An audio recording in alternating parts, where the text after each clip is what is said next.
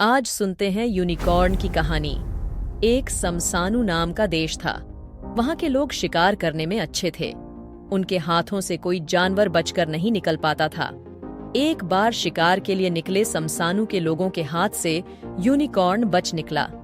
Unicorn जानवर दूसरे के मुकाबले काफी फुर्तीला था, इसलिए लाख कोशिशों के बाद भी वो समसानु के लोगों के हाथ नहीं लगा। तभी से वहां के लोगों को यूनिकॉर्न की तलाश थी। समसानु देश का सरदार किसी भी कीमत पर यूनिकॉर्न का शिकार करना चाहता था। हर दम वो उसे पकड़ने का जाल बुनता, लेकिन नाकामयाब हो जाता। ऐसा होते होते महीनों बीत गए। तभी एक दिन एक सफेद रंग का यूनिकॉर्न समसानु देश के लोगों को आसमान में उड़ता दिखा। वो यूनिकॉर्न जैसे ही जमीन पर आया, लोगों ने उसका पीछा करना शुरू कर दिया। कुछ ही देर में यह समाचार सरदार तक पहुंचा। वो भी तेजी से अपने महल से यूनिकॉर्न को पकड़ने के लिए निकल गया। यूनिकॉर्न पास की ही एक नदी से पानी पी रहा था। जब लोगों को पता चला तो वो भी नदी के पास पहुंच गए। समसानु देश के सरदार भी वहां पहुंचे और सबको थोड़ी दूरी पर खड़े होने के लिए कहा। उन्होंने हल्की आवाज में सबको समझाया कि आज इसे बचकर जाने नहीं देना है, इसलिए मौका देखकर ही इस पर हमला करना होगा। अभी चुपचाप इसे देखते रहो। यूनिकॉर्न ने भी मन भर पानी पिया और फिर घास खाई। हरी हरी घास खाकर जब उसका पेट भर गया तो वो वहीं पर लेट गया।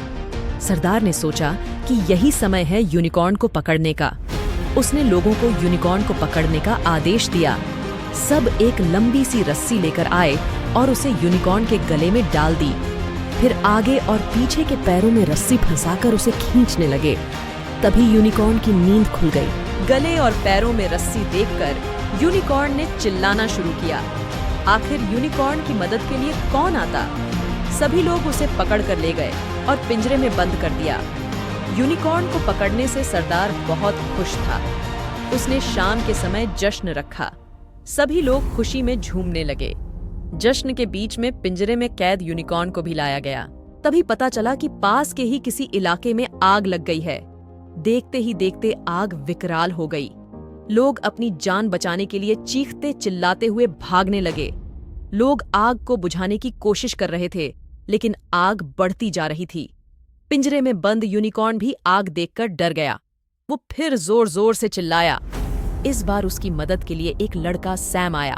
उसने यूनिकॉर्न से कहा, तुम चिंता मत करो, मैं तुम्हारा पिंजरा खोल दूंगा।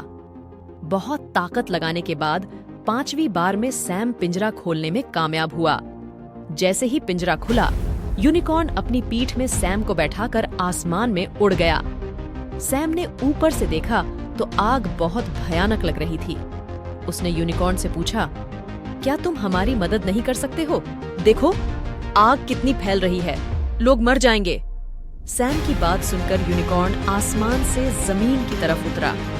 उतरते ही उसने अपने मुंह से ठंडी हवा फेंकी और आग बुझा दी। पूरे इलाके की आग बुझ गई और लोग खुश हो गए।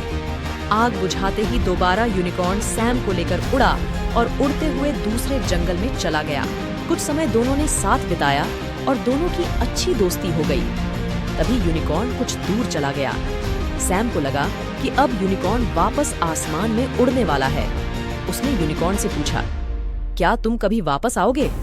सैम को इस सवाल का कोई जवाब नहीं मिला। यूनिकॉर्न कुछ देर रुका और आसमान में उड़ गया। सैम भी दुखी मन से अपने घर लौट आया।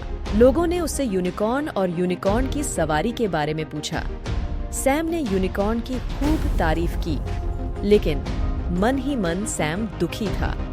सैम हर रोज उसी जंगल में यूनिकॉर्न से मिलने की उम्मीद में जाता रहा, लेकिन यूनिकॉर्न वहां वापस कभी नहीं आया।